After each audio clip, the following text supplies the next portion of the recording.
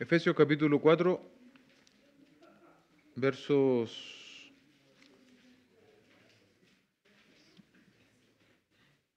4 al 6.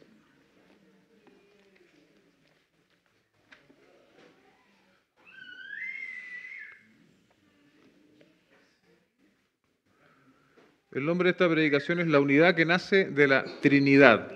La unidad que nace de la Trinidad. Efesios 4, versículos 4 al 6. Hay un solo cuerpo y un solo espíritu, así como también ustedes fueron llamados en una misma esperanza de su vocación.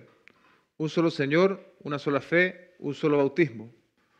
Un solo Dios y Padre de todos, que está sobre todos, por todos y en todos. Hoy en día mucha gente intenta unir a los creyentes de un modo que no es bíblico. Dirán, por ejemplo, no estamos interesados en las doctrinas, sino en el amor. Ahora bien, olvidemos nuestras doctrinas y solo amémonos mutuamente.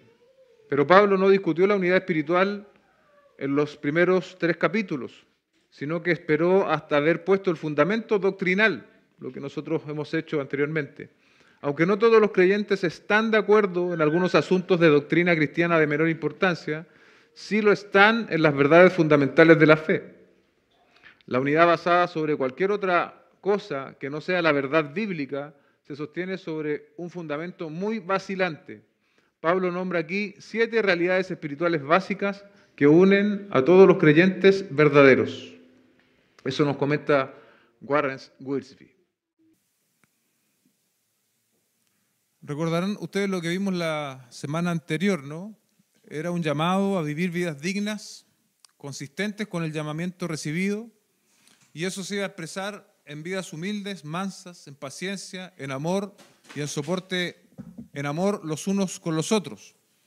Todas esas características o virtudes nos iban a llevar a nosotros a preservar la unidad del Espíritu en el vínculo de la paz. Eso fue lo que cubrimos la semana anterior.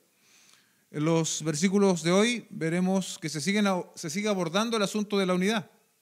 Y ahora Pablo nos va a hablar de la unidad del Espíritu, la unidad en el Señor y la unidad del Padre. Estos 3 versículos vemos la palabra, en los 3 versículos que hemos leído, vemos la palabra un o una, un total de 7 veces. Como bien observa John Stott, 3 de estas 7 veces aluden a las personas de la Trinidad. Un Espíritu, un Señor, que es el Señor Jesucristo, un Dios y Padre, que es obviamente Dios Padre. Mientras que las otras 4 palabras, ¿no?, que hablan de uno o uno, aluden a nuestra experiencia cristiana en relación con las 3 personas de la Trinidad. Lo que va a hacer Pablo en estos 3 versículos entonces es relacionar la unidad cristiana con la Trinidad, con la triunidad también, como dicen algunos teólogos, que nos habla de Dios mismo. Esta verdad puede expresarse en estas 3 afirmaciones simples que nosotros hemos leído en nuestro texto. Estamos entonces, amados hermanos, frente a un texto con un contenido trinitario muy importante, ahora relacionado con la iglesia. Veamos entonces esta mañana, antes sí vamos a orar, el primer punto, pero vamos a pedirle al Señor que nos dirija este tiempo. Padre, te damos gracias por permitirnos congregar una vez más en este lugar, y el privilegio, Señor, la gran honra de poder abrir tu palabra y poder esta mañana, Señor, también recibir enseñanza en ella. Te pedimos que tú nos dirijas, dirige mi persona, Señor, en este caso, y también los oídos, la atención de la iglesia, para que el ejercicio, Señor, que hacemos de exponernos a tu palabra traiga fruto abundante, que honre tu nombre y que glorifique tu existencia, Dios. Te lo pedimos en el nombre de Jesús. Amén y amén. La unidad en el Espíritu es nuestro primer punto, ¿sí? En el verso 4.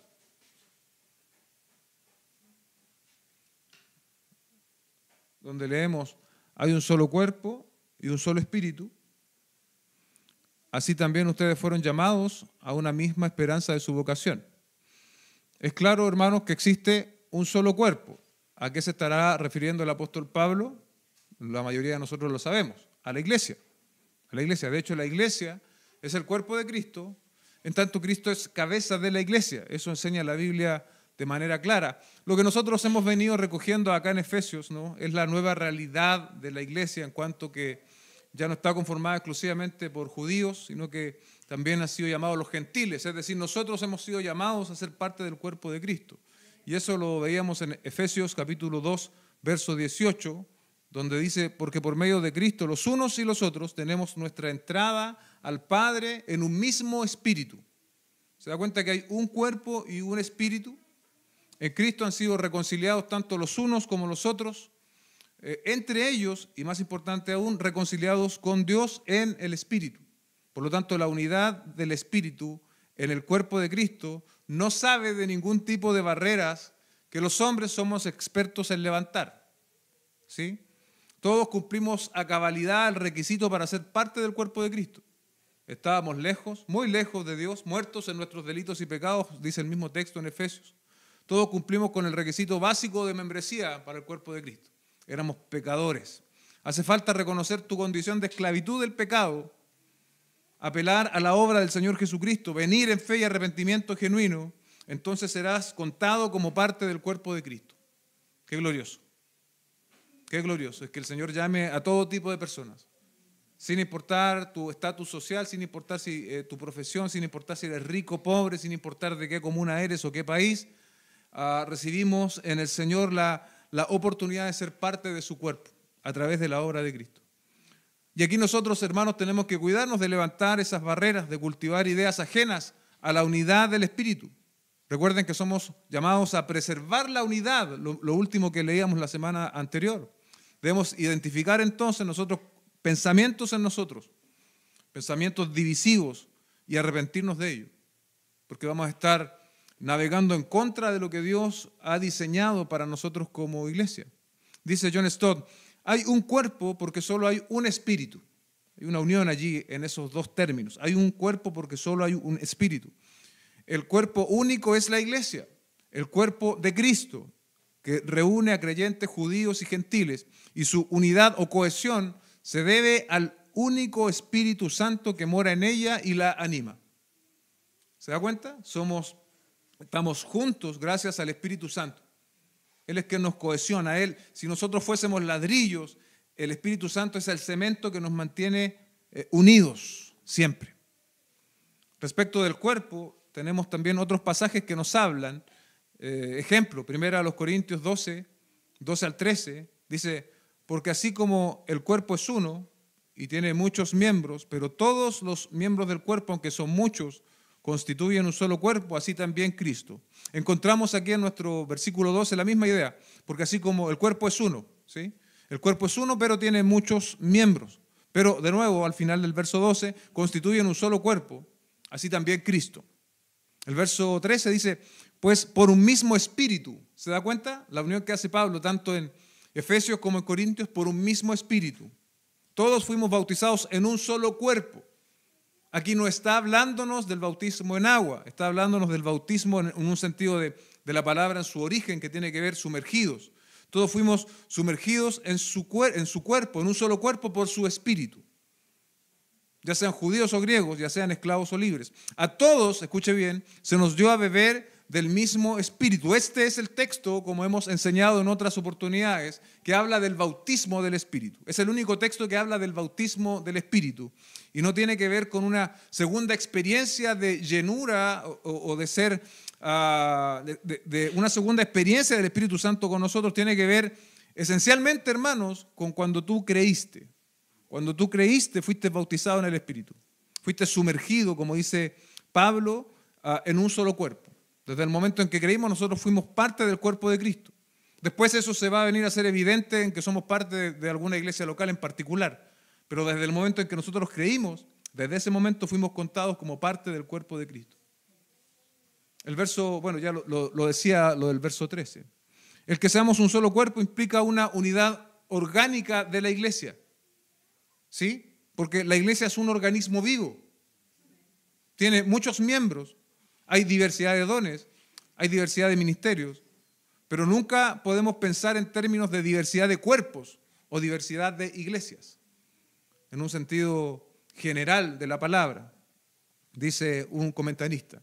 Cristo es la cabeza y la iglesia es el cuerpo. Ningún cerebro puede controlar un cuerpo que está desintegrado o en fragmentos. Si no hay unidad coordinada en el cuerpo, los designios de la cabeza se frustran.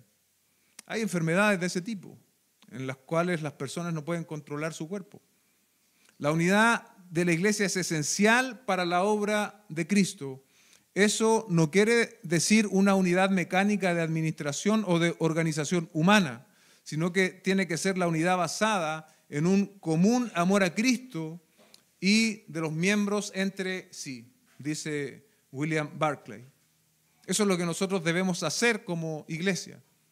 ¿Sí? Debemos, como decíamos la semana anterior, preservar la unidad en el vínculo de la paz, pero eso no tiene que ver necesariamente con un organigrama dentro de la iglesia, sino tiene que ver con la realidad de amor a Cristo y la realidad de amor entre nosotros.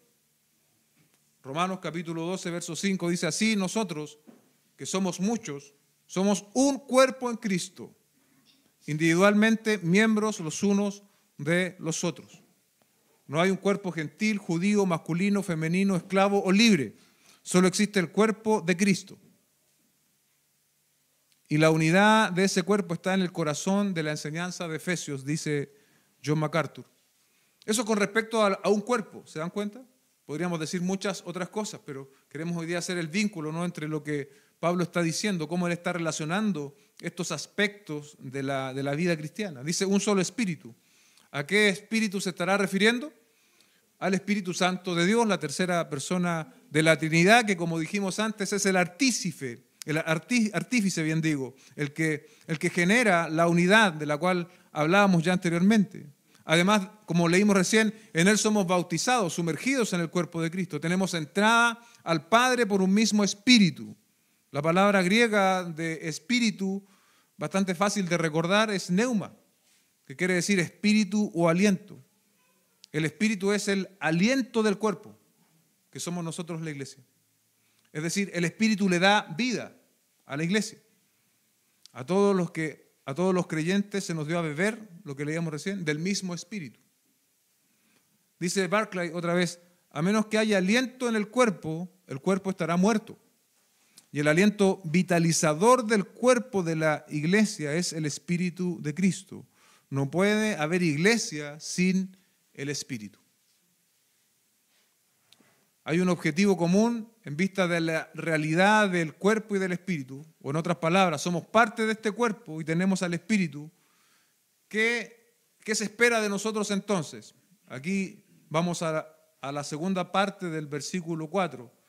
Así como también ustedes fueron llamados a una misma esperanza de su vocación. Es decir, en vista de esta realidad espiritual, en vista de esta realidad de cuerpo que somos, ahora Pablo dice, así también ustedes fueron llamados a una misma esperanza de su vocación.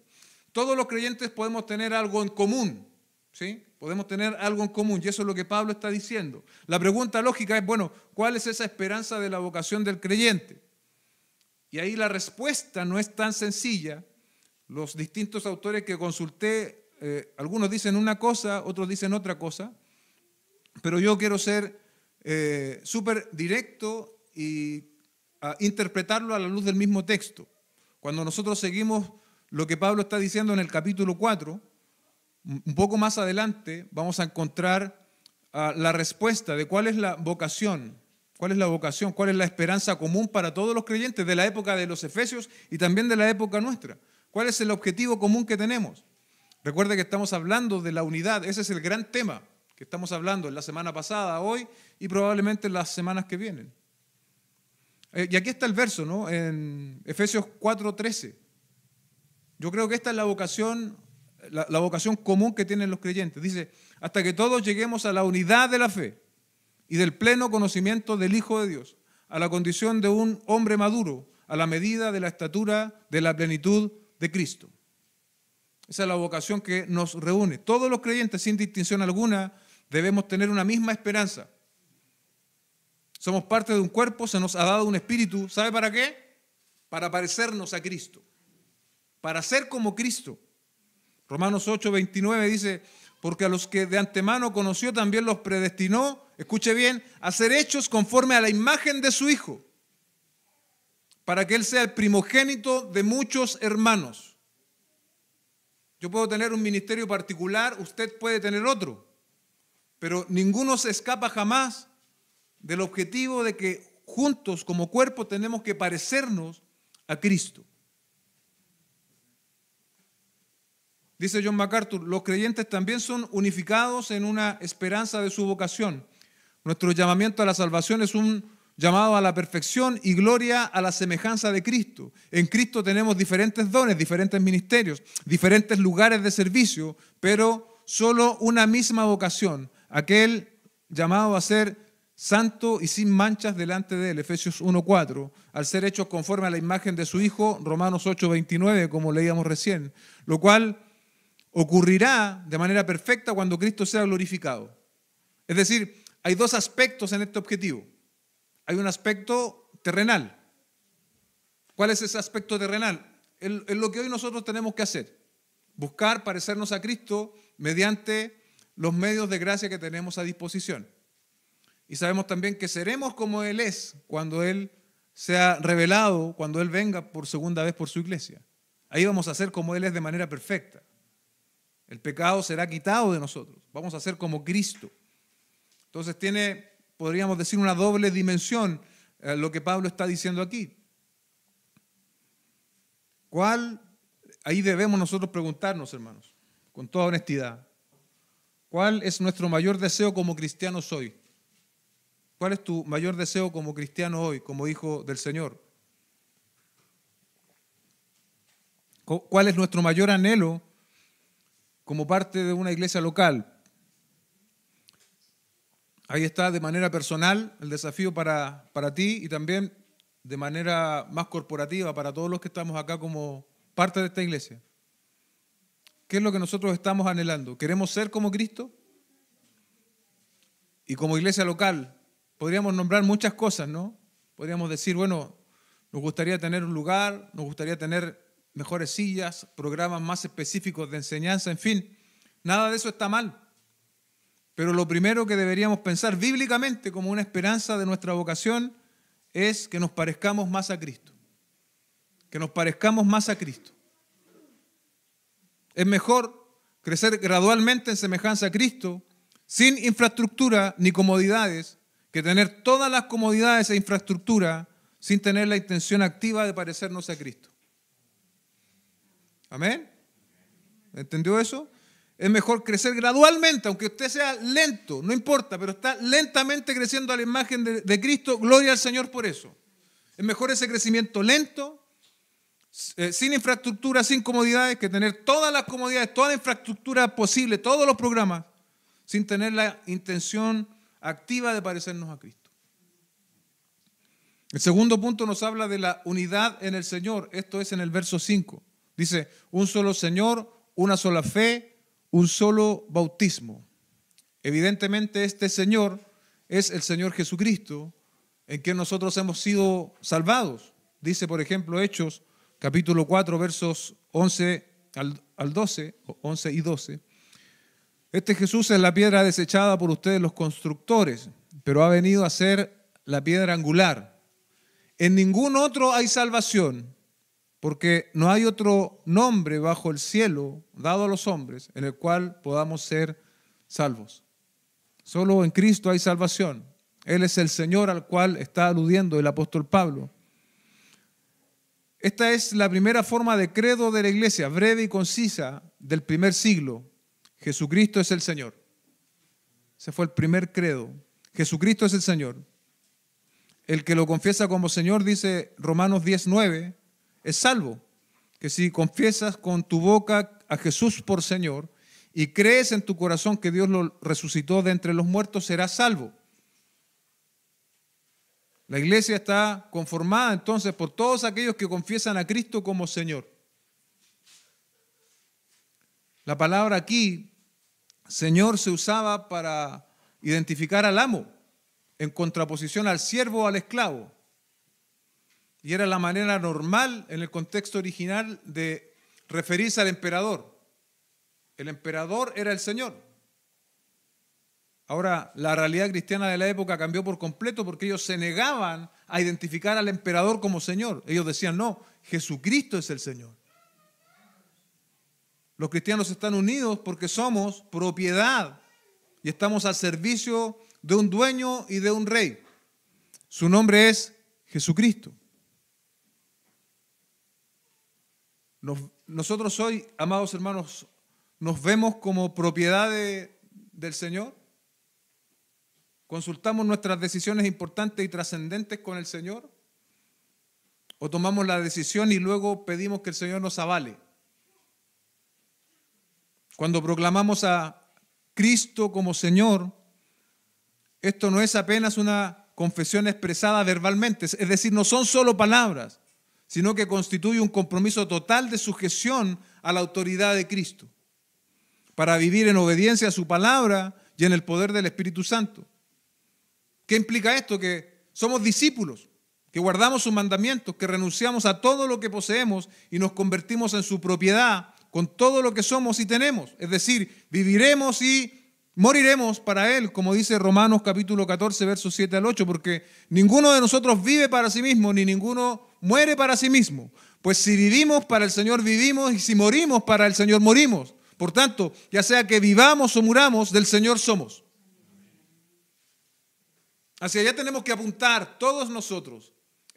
No se nos está describiendo una super espiritualidad, se nos está describiendo el cristianismo. Así debemos vivir, así debemos querer vivir nuestro cristianismo. Muchas son las personas que alguna vez confesaron a Jesús como Señor. Repitieron una oración, pusieron una fe, pero no fue una fe radical. No fueron la semilla que se plantó en tierra fértil, sino que fue aquella que cayó en lugares poco aptos para el crecimiento. Dijeron, Cristo es mi Señor, pero nunca perseveraron en el vivir bajo esa expresión. Los verdaderos discípulos perseveran, aún en el dolor, aún en las contradicciones, aún en la enfermedad, aún en la escasez. El verdadero discípulo de Cristo va a continuar, no va a renunciar. Porque Jesús precisamente es su Señor. Dios nos ayude, hermanos. Porque la misma Biblia nos enseña, el que esté firme, mire que no caiga. Un día podemos estar predicando y al día siguiente o a los años siguientes lejos. Por lo tanto, toda nuestra fortaleza y nuestra certeza siempre tiene que estar en Cristo, no en nosotros. No en nosotros. ¿Es Jesús nuestro Señor o es nuestro consultor solamente? Y no digo que no haya que consultar cosas al Señor, ciertamente tenemos que consultarle cosas. Pero cuando tenemos la respuesta enfrente nuestro, cuando Dios nos ha mostrado su voluntad, lo que Él quiere que nosotros hagamos, ¿nosotros obedecemos a la palabra del Señor? Que Cristo sea el Señor de nuestra vida no es la canción que elevamos cada domingo aquí. Cristo es mi Señor. Que Cristo sea tu Señor es tu obediencia diaria. Ahí tú lo manifiestas, ahí tú lo demuestras, en tu obediencia diaria. No en un momento en el servicio del día domingo, sino que cada día de tu vida. De esta verdad de que Jesucristo es el Señor se desprende también que hay una fe y un bautismo. Una fe se tiene que entender, amados hermanos, como el contenido de nuestra fe, el contenido doctrinal, es decir, las enseñanzas que se desprenden desde la Escritura. A eso se refiere aquí con fe, lo que nosotros creemos, lo que enseña la Escritura. Judas 3 dice, amados, por el gran empeño que tenía en escribirles acerca de nuestra común salvación, he sentido la necesidad de escribirles, exhortándolos a luchar ardientemente por la fe una vez para siempre fue entregada a los santos. Judas aquí en plena era apostólica estaba hablando de que la fe ya había sido entregada. Este contenido, este cuerpo de enseñanzas que nosotros creemos ya era conocida para los creyentes. Y Judas está diciendo, hey, luchen ardientemente por esta fe, luchen ardientemente por estas doctrinas, no admitan que nadie venga a diluirlas, ni a añadir nada, luchen ardientemente. Y es lo mismo que nosotros debemos hacer hoy. Debemos permanecer firmes en la palabra del Señor. Debemos conocer la palabra del Señor lo mejor que nosotros podamos. Aquellos que creemos en la revelación de Dios somos llamados creyentes. Como la revelación de Dios es una y única para todos los hombres, la fe de los creyentes también debe ser una. No todos los caminos llevan al cielo. No todas las religiones salvan al hombre, sino solamente la verdad de Cristo revelada en la Escritura. Este es el sentido de esta predicación y de todas las enseñanzas que nosotros compartimos en esta iglesia local. Queremos de una u otra forma, de distintos ángulos, fortalecer la fe de la iglesia. Fortalecer la fe de la iglesia. Por eso es importante que tú estés acá escuchando esta enseñanza, comiendo de este alimento espiritual. Y por eso es importante que también te hagas parte de todas las iniciativas que la iglesia tiene para que tú seas fortalecido en tu fe y entiendas mejor tu doctrina. Porque cuando yo no entiendo bien mi doctrina, puedo ser llevado por cualquier viento de doctrina, dice la Escritura. Y eso es lo que estamos buscando constantemente como iglesia local. Dice Hebreos, capítulo 5, versos 12 al 14, pues aunque ya debieran ser maestros, otra vez tienen necesidad de que alguien les enseñe los principios elementales de los oráculos de Dios. Ya han llegado a tener necesidad de leche y no de alimento sólido, porque todo el que toma solo leche no está acostumbrado a la palabra de justicia porque es niño. Pero el alimento sólido es para los adultos, los cuales por la práctica tienen los sentidos ejercitados para discernir el bien y el mal. Si nosotros nos esforzamos por instruirnos en esta vida, en la vida secular, para tener un mejor pasar aquí, cuando mis padres me dieron educación y cuando le dieron educación a mis hermanos, siempre nos decían eso. A nosotros nos costó, queremos que tú tengas una profesión para que para ti sea más fácil salir adelante. Y obviamente eso está bien. Y yo me acuerdo cuando estudiaba, yo tenía eso en mi cabeza siempre, que mis papás estaban haciendo un gran esfuerzo para que yo estudiara. Y yo no podía perder esa oportunidad y no podía tampoco malgastar los recursos. Y así que los estudiantes saben, ¿no?, que uno se queda hasta tardes, horas de la noche estudiando, etc. Pero yo siempre me he preguntado por qué no los creyentes no tenemos este mismo esfuerzo en lo espiritual. Un esfuerzo en lo espiritual para conocer más de la palabra del Señor, para conocer más de nuestra fe. No para tener un mejor pasar en esta vida, sino para alcanzar lo celestial, para asirnos de lo eterno. Porque las mejoras parciales van a quedar acá, hermanos. Lo que yo pueda conseguir en esta tierra, aquí va a quedar.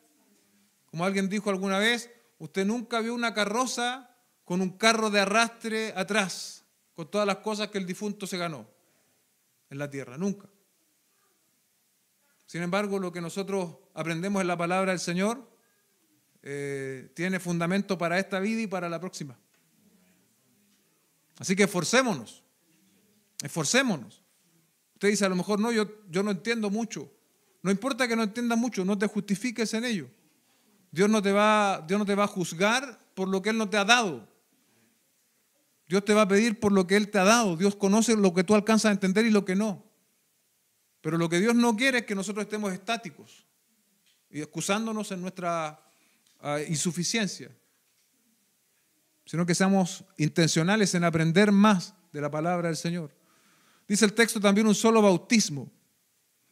Esto posiblemente es una referencia al bautismo en agua, una ordenanza, un mandato que el Señor dejó expresamente establecido en Mateo capítulo 28, verso 19, la gran comisión.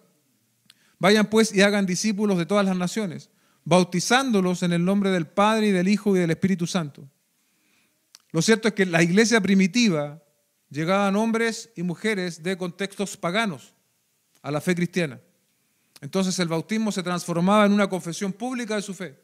Ellos abandonaban ese paganismo y tempranamente se bautizaban para decir, nosotros ya no pertenecemos a ese mundo, nosotros ahora somos de Cristo. Y el bautismo era entonces esta confesión pública de la fe. Así como en el tiempo bíblico los que querían ser parte del ejército romano, tenían que venir y hacer un juramento de fidelidad ante el emperador. De la misma manera, no había otra forma de ingresar a la iglesia cristiana si no era mediante la confesión pública de nuestra fe en el Señor, dice Barclay. El bautismo entonces, hermanos, no es una alternativa una vez que nosotros hemos venido a la fe. Si tú eres creyente, lo que sigue de manera inmediata es bautizarse. El paso natural es bautizarse. Hacer esta confesión pública de nuestra fe. Nosotros en la práctica no tenemos bautismos tan cercanos o tan seguidos. Lo celebramos generalmente una vez al año. De hecho, el año pasado no hicimos, o este año más bien no hicimos bautismos. No habían personas para bautizar. Pero hay iglesias que tienen dentro de sus construcciones bautisterios, porque le da la importancia que tiene al bautismo. Es decir, la persona se convierte, da cuenta de su fe. Me imagino que siempre es necesario que camine por cierto tiempo en la fe con consistencia, y paso seguido es bautizado. Eso es respecto no del Señor. Un Señor, una fe, un bautismo. Y por último, ¿no?, la unidad en el Padre. El verso 6 dice: un solo Dios y Padre de todos, que está sobre todos, por todos y en todos. Esta idea de un solo Dios es permanente en la Escritura. Deuteronomio 6:4 dice: escucha, oh Israel, el Señor es nuestro Dios, el Señor uno es. Y por ejemplo, en el Nuevo Testamento, Santiago capítulo 2, verso 19, tú crees que Dios es uno, haces bien. También los demonios creen y tiemblan. Es decir, nuestro Dios Padre es uno. Y dice el texto, es un solo Dios y Padre de todos. Dios es Padre, amados hermanos, de sus hijos, quienes se han acercado a Él mediante la obra de Jesucristo, han creído y se han arrepentido de sus pecados. Cuando eso sucede, pasamos de muerte a vida espiritual. Y esto ocurre cuando el Evangelio es predicado. Por lo tanto, ese todos que dice el texto, ¿no? Dice todos, Padre de todos, no es en un sentido universal. Dios no es Padre de todos los seres humanos. Dios es Padre de todos los que están unidos a Cristo. Amén. Dios es Padre de todos los que están unidos a Cristo. Todos los que han sido redimidos. Todos los que recibieron esta carta en Efesios, que eran parte de esa comunidad de creyentes, y por supuesto hoy, en la actualidad, cada uno de nosotros. Dice Juan capítulo 1, verso 12, pero a todos los que lo recibieron, les dio el derecho de llegar a ser hijos de Dios. ¿Se da cuenta? No es universal. La paternidad de Dios no es universal. Es solamente para los que reciben a Cristo. Les dio el derecho de llegar a ser hijos de Dios, es decir, a los que creen en su nombre. Todos los cristianos entonces tenemos un mismo Padre. Por ello, no es inadecuado llamarnos entre nosotros hermanos. Tenemos un mismo Padre. Somos la familia de la fe, que no debe saber de diferencias étnicas, sociales ni económicas. Eso no debe entrar a nuestra realidad de iglesia local. Hoy, como hijos de nuestro Padre, dice el texto, Él está sobre todos. Recuérdese, todos son sus hijos, los que están en Cristo. Estamos bajo su autoridad, bajo su poder. Dice un comentarista, Dios está por encima de todas las cosas. En esa frase se encierra el control de Dios, independiente del aspecto en que se presenten las cosas. Dios está en control. ¿Sí? Dios está sobre todos. Está por todos. Es decir, es un Padre que nos guarda, está por todos, es decir, es un Padre que está de nuestra parte. No es como ese relojero que hizo su reloj y le dio cuerda y después lo dejó funcionar. Así no es Dios. Dios está con nosotros siempre, iglesia. Dios está con nosotros siempre, sosteniendo el mundo, guiándonos, amándonos. Su providencia se hace manifiesta siempre. Y Dios está en todos, es decir, Él está con nosotros. Y aquí nos está hablando de la presencia de Dios con nosotros. Dice Barclay, el Evangelio nos dice que vivimos en un mundo que ha sido creado por Dios y que está controlado por Dios, sostenido por Dios y lleno de Dios. Somos entonces creados, amados, salvos, adoptados como hijos, controlados, sustentados, llenados, bendecidos por Dios. Somos un pueblo bajo un Dios soberano sobre todos, un Dios omnipotente por todos y un Dios omnipresente en todos. Dios el Padre, la primera persona de la Trinidad, entonces está sobre todos, por todos y en todos. Pero recuerde, ese todos está hablando de sus hijos. Gálatas capítulo 4, versos 4 al 7.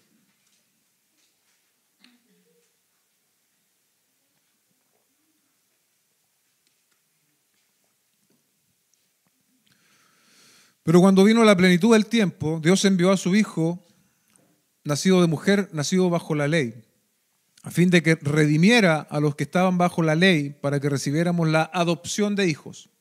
¿Se da cuenta? Dios envió a su Hijo, Jesucristo, para que nosotros recibiéramos la adopción de hijos. Y porque ustedes son hijos, Dios ha enviado el Espíritu de su Hijo a nuestros corazones, clamando Abba Padre. Por tanto, ya no eres siervo, sino hijo, y si hijo, también heredero por medio de Dios. Qué gran privilegio tienes, hermano, hermana. Eres hijo de Dios. Y no de un Dios lejano, como dice Marcos Vidal, lejano y distante, acomodado en su gloria, sino de un Dios que está cerca nuestro. No solo está cerca, sino que está en nosotros. Y está controlándolo todo también. No tenemos, por lo tanto, por qué temer a las situaciones que enfrentamos. Él es omnipotente, omnisciente, creador y rey del universo. Ese mismo Dios del cual estamos hablando en su palabra es quien nos adoptó como hijos mediante su propio Hijo. Y tenemos hoy día el privilegio de tener una relación cercana con Él. Por eso podemos decir Abba Padre. Por eso podemos decir Abba Padre. No por nuestro comportamiento, no por lo buena persona que somos, sino por los méritos de Jesucristo. Por la muerte de Cristo, por la perfección con la que Él anduvo, tú y yo podemos venir con confianza delante del trono de la gracia de Dios y no ser fulminados como ocurría en el Antiguo Testamento, donde un solo hombre que si no estaba a cuentas caía ahí mismo en el lugar santísimo. Pero ya no son nuestros méritos, es la gracia derramada en Cristo Jesús la que nos permite llamar a Dios Padre. No estamos solos. Tú no estás solo. Tú no estás sola. Tenemos un Padre Celestial que se ocupa de nosotros. No temas, no retrocedas. Sigue adelante perseverando en la comunión con el Señor, en la comunión del cuerpo de Cristo, donde Él te ha puesto. Recordamos un poco lo visto hace algunas semanas. Ya no hay ciudadanos de segunda categoría espiritualmente hablando.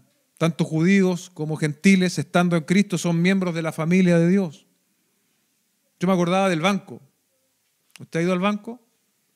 Si usted va a un banco, usted puede ser titular o público general. No hay público general a los que están en Cristo. Todos somos titulares. Todos entramos sin problema a la presencia de Dios. Y Él nos oye. Somos hijos de la misma familia, que amamos y servimos al mismo Padre. Así debemos también ser capaces de andar en unidad. Como una familia terrenal, los diferentes miembros tienen que dar y recibir a fin de guardar la unidad amorosa del hogar. La familia celestial de Dios debe hacer lo mismo. La oración de Jesús nos enseñó, no comienza con Padre mío, sino que comienza con Padre nuestro. Padre nuestro, dice Warren Wiersbe. Ya para ir terminando, a modo de conclusión, estamos ahora, dice John Stott, en condiciones de repetir estas tres afirmaciones. Esta vez al revés, en el orden en el cual las personas de la Trinidad normalmente se mencionan. ¿Se dio cuenta? Que primero hablamos del Espíritu, luego del Hijo y finalmente de Dios Padre. Eso es lo que está diciendo acá John Stott. Primero, el único Padre que crea una familia única. Segundo, el único Señor Jesús que crea una fe única, una esperanza y un bautismo que también son únicos. Y tercero, un único Espíritu que crea un único cuerpo. Todos debemos ser solícitos en buscar alguna expresión visible de la unidad cristiana, siempre y cuando no sacrifiquemos las verdades fundamentales para conseguirla. La unidad cristiana surge de tener un Padre, un Salvador y un Espíritu que mora en nosotros. Es decir, esos aspectos de la fe no son negociables, hermanos. Los que lo niegan no son hermanos en la fe. Así que no podemos fomentar una unidad que agrade a Dios si negamos la doctrina de la Trinidad o si hemos llegado a conocer personalmente a Dios a través de la obra reconciliadora de su Hijo Jesucristo y por medio del poder del Espíritu Santo. La auténtica unidad cristiana, en verdad, viva y amor, es mucho más importante que los esquemas de unión de carácter estructural. Aunque idealmente esto último debiera ser una expresión visible de lo primero. Es decir, la unidad auténtica, ¿no?, siempre va a estar relacionada con la verdad. Yo hace 2 o 3 semanas recibí una invitación a dar una reflexión a un acto religioso. Y yo pregunté, ¿pero el acto es evangélico o es ecuménico? Me dijeron, no, es ecuménico. Y era en la municipalidad de acá de Macul. Y yo le dije, mira, disculpa, pero yo no me sentiría cómodo participando de un acto ecuménico. Porque básicamente no es el mismo Dios Padre. ¿Se da cuenta? No es el mismo Dios Padre, no es el mismo Dios Hijo, no es el mismo Dios Espíritu.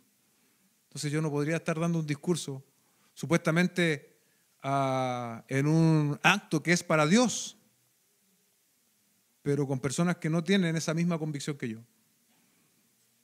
Así que lo que otros ven como oportunidad para, qué sé yo simplemente lo rechacé. Eso a nivel macro, pero obviamente también debemos cultivar, hermanos, la unidad de la fe aquí en nuestra iglesia local, fortalecernos también en la unidad.